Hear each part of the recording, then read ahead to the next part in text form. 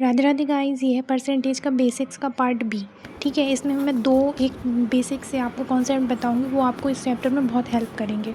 आपको याद रखना है कि a% ऑफ b बराबर b% ऑफ a होता है। अब इसका क्या मतलब हुआ, देखिए अब एग्जांपल से आप देखेंगे ना तो अच्छे से समझ में आ जाएगा। फॉर एग्जांपल जैसे कि क्वेश्चन हम कुछ भी ले लेते हैं। मैंने ले लिया कि हमारा क्वेश्चन जो है वो दिया गया है 30% ऑफ 420। ठीक है, तो अब क्या करेंगे, 30 के साथ में परसेंट लिखा है, परसेंट खोलते तो आपसे बन जाता होगा कि जैसे 30 का परसेंट खोला तो 30/100 आ जाएगा। ठीक है, और ऑफ मतलब होता है इनटू 420। अब हमने 2 जीरो से 2 जीरो कट गया, इन दोनों का गुणा किया, सो 3 दूनी 6 4 3 12, 126 हमारा आंसर आ गया।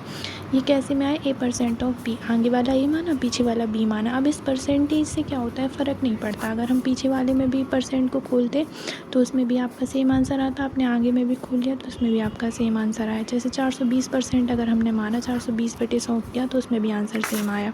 तो आप इसको याद रखिएगा, जब बड़े बड़े क्वेश्चन आएंगे ना तो उसमें बहुत हेल्पफुल रहेगी ये चीज़। ठीक है, अब आपको एक नेक्स्ट याद करना है कि जैसे 13/80 का 10 मतलब 10 कितना होगा, कितना परसेंट होगा।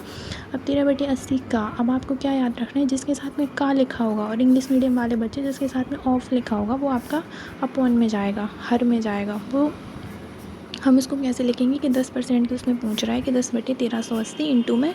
अब वो पूछ रहा है कितना परसेंट होगा, तो इंटू में हमने 100 कर दिया। फिर हम इसको काटेंगे तो आप वो आंसर कुछ भी आएगा, 0 पॉइंट आंसर। हमें ध्यान नहीं करना है इसमें, हमें कॉन्सेप्ट के ऊपर ध्यान रखना है कि कॉन्सेप्ट क्या है। जिसके साथ में का है वो हमारा हर में जाएगा, और जिसका पूछ रहा है कि इस संख्या का कितना परसेंट होगा, वो संख्या हमारी अंश में लिखी जाएगी, ऊपर लिखी जाएगी।